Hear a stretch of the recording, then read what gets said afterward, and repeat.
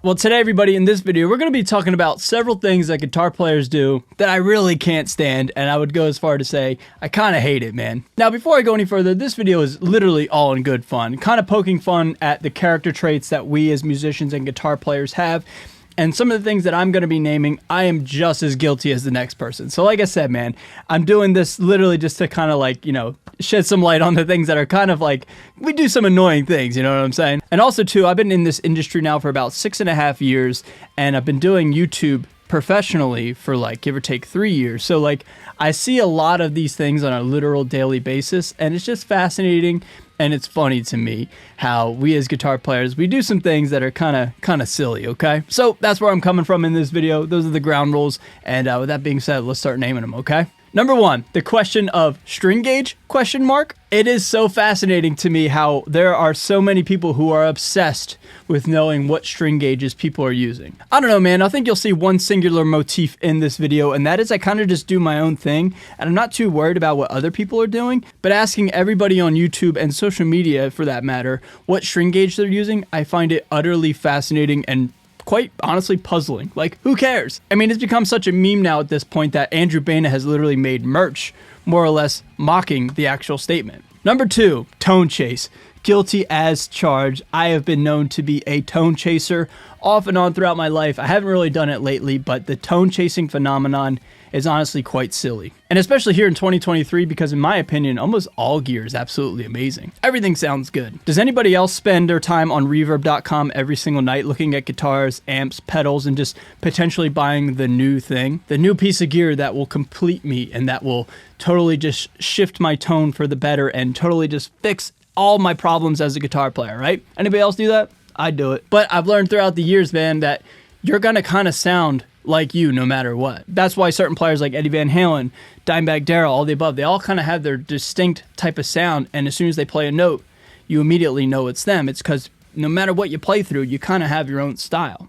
And that's not to say that buying new stuff isn't fun. I mean, who doesn't love buying the new shiny thing? I sure as hell do. But what I'm saying with this bullet point here is like, tone chasing is kind of irrelevant because like, there isn't really just like that one piece of gear that is any better than anything else out there. Whether it's a guitar, a modeler, a pedal, whatever, man. So stop chasing the dragon, all right?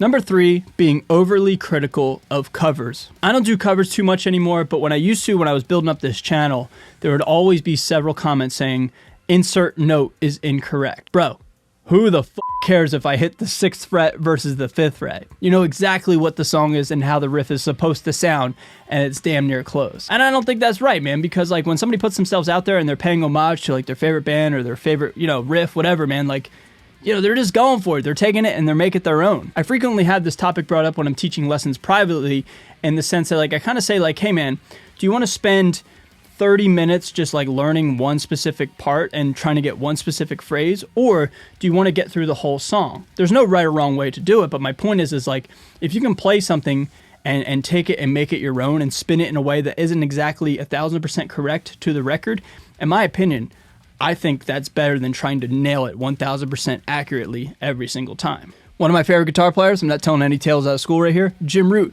plays the Psychosocial solo differently literally every single time. So when people are being negative in the comment section and saying like, oh, that note was wrong or that's the wrong note, that like, it ain't gotta be like that, man. You know exactly what it is. You know exactly what it's supposed to sound like. Stop being so critical of covers. Let people do their thing. Number four, this is an obvious one, spreading hate because of jealousy. You see it all the time when somebody's doing better than you always see the haters coming out of the woodworks and trying to tear them down. That is just so lame, dude. It'll be like some dude named Fred hating on somebody. F you, Fred. Yeah. F that guy, man. I'm serious. F you, Fred. F you. And not only are you being lame by spreading hate, but you're also letting the rest of the world know that you're insecure and that somebody's doing better than you and you're bothered by it. This is not a sport, man. We can all succeed. It's an art form. Just focus on yourself and start practicing some more, all right? Number five, contests, and specifically guitar shred contests. This is not a sport. This is an art form. There's no way to objectively measure what solo is better than the other. Having a contest really solely focuses on like speed and technique and has nothing to do with the actual art form. And to me, that is a disservice to music as a whole. I came up with an analogy a few years ago, and I'll say it right here in this video. Let's take two solos here. Let's take a really fast guitar shred contest, shred solo, versus a solo that has a ton of feel, that has a crescendo, that has a beginning and an end, phrasing, it's emotional, it's impactful, all the above. Both are solos, right? But to me, the analogy comes into play like this. It's no different than an auctioneer saying something really, really fast when they're trying to sell something, like a car or something, like 500, 1,000, 1,000, 1,500, blah, blah, blah, blah, blah. You know, those dudes.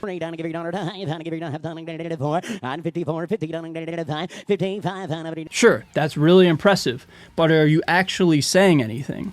Now compare the auctioneer to, say, Dr. Martin Luther King, where there's pauses, there's dynamics, there's low points, and then there's high points, there's a crescendo, there's power behind it, all the above. And Dr. Martin Luther King, he had something to say. You know what I mean? Let freedom ring from Lookout Mountain of Tennessee. Let freedom ring from every hill and molehill of Mississippi, from every mountainside. So I think having a contest for art is completely defeating the entire purpose and the entire just soul of what art is anyway. Number 6, not putting your art out to the world. Again, somewhat guilty here. I have seen it all over the music industry, man, from my peers, just hearing stories, seeing, you know, VH1 behind the music, whatever you want to call it, man. Artists are always sitting on gold, in my opinion. There are so many artists out there that are just afraid to put out their art because they're afraid of rejection, afraid of it not performing well, afraid of it not being picked up by the Spotify algorithm, all the above. Now, I hate this, but it's not coming from a place of negativity. It's coming from a place of, man, just go for it. Put it out. It's amazing. Do your thing, dude. It's awesome. Share it with the world. I don't personally really feel like that much. I have in the past, and you know, even when I create something, sometimes I get that in my head, but man, I'm just like, you know what? I don't care. I like it. I recorded it. I wrote it. I know it's good. So, you know, if anybody else loves it, that's a bonus. But artists not putting their music out because they're afraid of it not doing well or it be hated on or whatever, that just bums me out. Like I said, I hate it, but I don't hate it from a place of like judgment. I hate it from a place of, man, like if you could only see what I see, you know what I mean? So anybody who's afraid to put their music out, fuck it, dude. Go for it. Put it out. Number 7, keeping their guitars mint, living in the case, and being afraid to ding them up. I don't understand this one at all, man. A lot of times people really don't want their guitars to have any sort of imperfections. And to some degree, I totally get it. Like if you're buying a guitar brand new and it has a huge flaw, I get it. I get it. I can meet you halfway there. Let's say you buy your dream guitar, right? And it shows up to your house. It's beautiful. It's like, it's glowing. It's like that scene in Pulp Fiction, right? You open it up. Oh, Vincent, we happy? Oh, we happy. That scene, right? We happy? Vincent! We happy? Yeah, we happy. But there's one ding, one small ding in the corner by, say, the output jack. Lots of people would send that guitar back. And to me, it's like, bro, who gives a f***? You know what I mean? Like, who cares? Yeah, sure, it has a ding, but man, the goal is to play the damn thing anyway. It's going to get beat to anyway. It's going to be with you for life. You know what I'm saying? One small imperfection should not be a deal breaker for me. And again, take all of what I'm saying with a grain of salt because you don't want to buy a piece of brand new. I get it. You don't want something to be all beat up. But you know what I'm saying? Like, don't keep your guitars mint, in my opinion. Play them, beat them up, put stickers on them, paint them, do whatever you got to do. I don't know. I don't care. Light them on fire, whatever. Well, maybe not that, but you know what I'm saying? Like, dude, just play the damn thing. It's supposed to be beaten up. It's supposed to have character, in my opinion. Keeping them in the case, man, that's a disservice to that guitar. Here we go. Number 8, the page shill conspiracy phenomenon on the internet. Now, listen to what I'm saying and not what you think I'm saying, okay? Let me take you back a few years. Let's go back to like 2004 when I had a Guitar World magazine subscription, right? I'm a little kid in elementary school at the time, and I'm learning how to play guitar. There was no YouTube back then. All that I personally had on like how I could gauge like what is good gear would just be the ads in between the articles and the tabs. And all I had to go off of was John 5 wearing lipstick promoting crate amps. You know what I'm saying? Like, that was my YouTube. Fast forward to present day, we have YouTube, we have social media, we have all these influencers, all these artists, everybody sharing the new piece of gear, for example, out to the world. And we as consumers and fans of guitar and music can check it out for free, literally $0. Then we have the opportunity to think for ourselves and decide whether or not we want to purchase this piece of gear, right? Have it sent to our house. We don't even have to leave the house to go get it.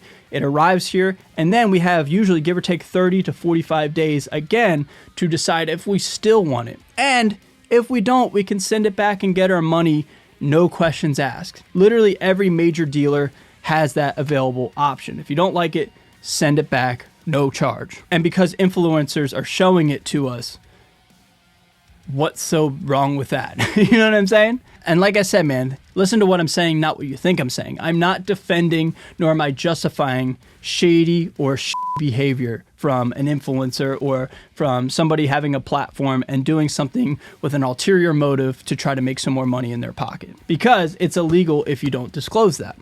That's why whenever you guys see my videos, I am as transparent and as like ego-less and confrontationless as possible when I have a sponsorship to let you guys know this is exactly what's going on. Either I'm being paid or I'm not. And if you want to buy it, here's the link. And if you want to check it out, by all means, go ahead. That's how I operate, and that's how I feel like everybody should operate. Unfortunately, that's not the case, right? But getting back to the paid shill conspiracy thing that I'm talking about here. We as consumers have the ability to literally YouTube search any piece of gear from history, look at it, listen to how it sounds, hear people's opinions and commentary on it, and then we can decide if we want one for ourselves, and then we can also decide if we don't want it. Like, what's so bad with that, and what's so wrong with that if somebody's being paid by the company to share it with us?